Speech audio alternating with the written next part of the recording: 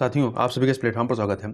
यहाँ पर हम लोग विजन आईएएस के दिसंबर 2021 की जो मंथली करंट अफेयर की मैगजीन है उसका अर्थव्यवस्था वाले पोर्शन का जो सेकंड टॉपिक है वित्तीय स्थिरता रिपोर्ट, फाइनेंशियल स्टेबिलिटी रिपोर्ट के संबंध में चर्चा करेंगे। तो देखिए, चर्चा में यह इसलिए आया था क्योंकि भारतीय रिजर्व बैंक द्वारा वित्तीय स्थिरता रिपोर्ट का 24वां अंक जारी किया गया।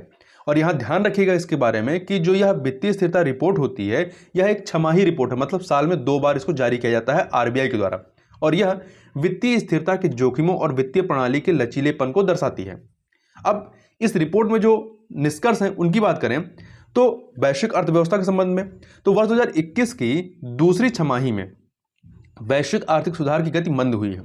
यह स्थिति मुख्य रूप से कोविड-19 संक्रमण के फिर से बढ़ने, नए वेरिएंट ओमिक्रॉन, आपूर्ति में व्यवधानों एवं अड़चनों, उन्नत और उभरती अर्थव्यवस्थाओं में मौद्रिक नीति के रुख के बदलाव के कारण है। घरेलू अर्थव्यवस्था की बात करें तो घरेलू स्तर पर टीकाकरण में प्रगति ने वैश्विक महामारी की दूसरी लहर को कमजोर करते हुए रिकवरी को फिर से हासिल करने में सक्षम बनाया है। मंद गति के हालिया संकेतों के बावजूद भी कॉर्पोरेट क्षेत्र को मजबूती मिल रही है और बैंक ऋण वृद्धि में भी सुधार हो रहा है।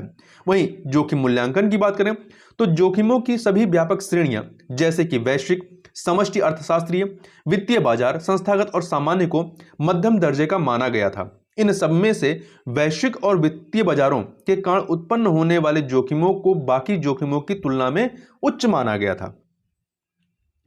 इसके अतिरिक्त वस्तुओं की कीमतों, घरेलू मुद्रास्फीति, इक्विटी और मूल्य में उतार चढ़ाव, परिसंपत्ति की गुणवत्ता में गिरावट, ऋण में वृद्धि और साइबर व्यवधान को प्रमुख जोखिमों के रूप में माना जाता था। इसके अतिरिक्त लघु, सूक्ष्म लघु और मध्यम उद्यमों या एमएसएमई सेक्टर की बात करें तो एमएसएमई क्षेत्र को दिया जाने वाला ऋण मार्च 2021 की तुलना में सितंबर 2021 के अंत तक लगातार कम, वार्षिक आधार पर देखें तो कम होता गया है। एमएसएमई के साथ साथ सूक्ष्म वित्त के क्षेत्र में भी दबाव के उभरते संकेतकों ने इस स्थिति की कड़ी निगरानी करने की आवश्यकता को उजागर किया है।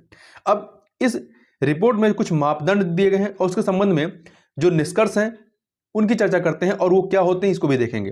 तो सबसे पहले बात करते हैं सकल गैर निष्पादित परिसंपत्ति अनुपात, gross non performing asset GNPA के बारे में।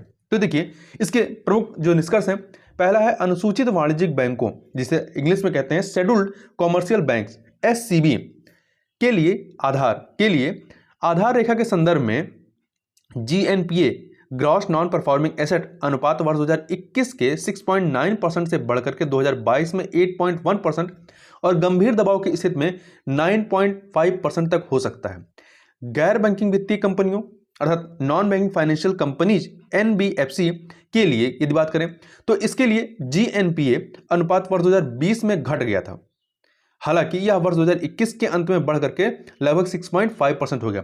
तो हमने यहाँ पे दोनों अनुसूचित वाणिज्यिक बैंकों के लिए जीएनपीए क्या है और एनबीएफसी के लिए जीएनपीए क्या है उसको देखा। तो देखिए, ये जो एनपीए क्या होता है, जो नॉन परफॉर्मिंग एसेट होता है, यह दर्शाता है कि बैंक के ऋण के कितने भाग पर ना चुकाए जाने या डूबने का खतरा विद्यमान है। बहुत अधिक सकल जो आपका जीएनपीए है, यदि ये सकल जीएनपीए अधिक होता है, अनुपात अधिक होता है, इसका मतलब है कि बैंक की परिसंपत्ति की गुणवत्ता बहुत खराब स्थिति में है। मतलब यहां पे जो कहा जा रहा है कि बढ़ रहा है परसेंटेज, पहले 6.9 था बढ़कर के 8.1 हो जाएगा और गंभीर दबाव की स्थिति में 9.5 हो जाएगा। मतलब कि बैंक की परिसंपत्ति की गुणवत्ता बहुत खराब स्थिति में पहुंच रही है। ठीक है, आगे बढ़ते हैं। पूंजी से जोखिम भारित परिसंपत्ति अनुपात के संबंध में capital to risk weighted asset ratio CRAR के बारे में देखिए, एससीबी अर्थात अनुसूचित वाणिज्यिक बैंकों का CRAR वर्ष 2021 में बढ़कर के 16.6% के नए उच्च स्तर पर पहुंच गया है। यह जोखिम भारित अस्तियों, ये जो आपका CRAR है, यह जोखिम भारित अस्तियों और चालू देनदारियों के संबंध में बैंक की पूंजी का अनुपात है। ये जितना बढ़ेगा उतना ही मतलब खतरे की बात है। आगे चलते हैं।